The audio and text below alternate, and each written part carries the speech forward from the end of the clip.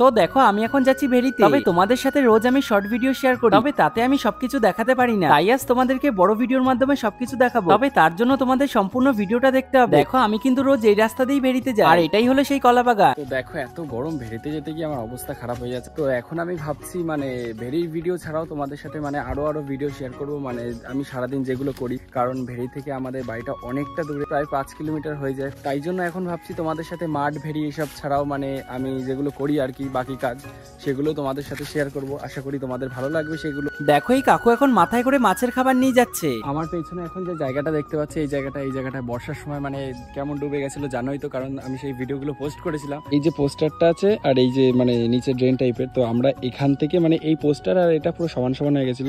আমরা বলতে গেলে এই জলের মধ্যে দিয়েই ভেরিতে আসতাম। প্রায় ভিডিওতেই দেখে থাকো এই যে মাছ মরে যায়, এই দেখো সেই মাছগুলো মরে গেছে, এখানে আছে ওখানে আছে। বলতে গেলে আমি এখন ভেরির একদম কাছাকাছি চলে এসেছি, কারণ এই ভেরিটা পার করলেই রনিদের ভেরি।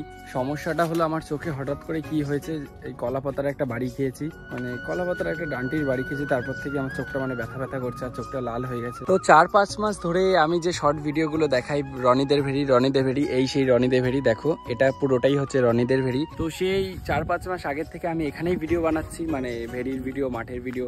তো এটাই সেই ভেরি। চলো এখন দেখি কি দেখানো যায় তোমাদের। দুদিন আগেই আমি একটা শর্ট ভিডিও পোস্ট করেছিলাম যে পাশের একটা ভেরিতে মানে মাছ ছাঁচা হচ্ছে, আর ওই ভেরিটা ছাঁচা হয়েছে কিনা জানি না এখনো। তো চলো গিয়ে দেখি হয়েছে কিনা। যদি ছাঁচা হয় তাহলে তোমাদের তো দেখাতেই পারবো। তো দেখো এই সেই ভেরিটা, মানে এই ভেরিটাই ছাঁচা হতো, কিন্তু এখন তো জল ভরে দিয়েছে, জানি না কেন আবার জল ভরে দিয়েছে। দেখো কত সুন্দর একটা পেঁপে পাখিতে খেয়ে ফেলেছে, মানে পাকা পেঁপে থাকেই না পাখিদের জ্বালায়, মানে সব খেয়ে ফেলে। এই দেখো এটাও খেয়ে ফেলেছে গোল করে। কৌড়িতে এত মাছ খেয়ে ফেলে, তাই জন্য দেখো পুরো ভেরিটাতেই জাল দেওয়া। এই জালে যদি একবার ফেসে যায় তাহলে সেই পাখি তো আর বাঁচেই না, মরেই যায়। ওই দূরে একটা পাখি দেখো মরে গেছে। তো চলো এবার তোমাদের একটা সব থেকে বড় কলার কাঁদি দেখাই। দেখো মানে কত বড় একটা কলার কাঁদি, দেখো এতগুলো কলা হতে পারে কমেন্টে অবশ্যই বলো কিন্তু তোমরা। এত বড় কলা গাছটা ঝড়ে ভেঙে পড়েছে, কিন্তু কলাও হয়েছে। দেখো 2-1টা কলা পেকেও গেছে, এইখান থেকে দেখা যাচ্ছে। এখন আমি কলাটা ছিঁড়বো, কিন্তু কলাটা ছিঁড়তে গেলে বেরিয়ে এত স্লিপ যে আমি পড়ে যাচ্ছি। দেখো এখন আমি কলাটা ছিঁড়ছি, কিন্তু কলাটা ছিঁড়তেই পারছি না।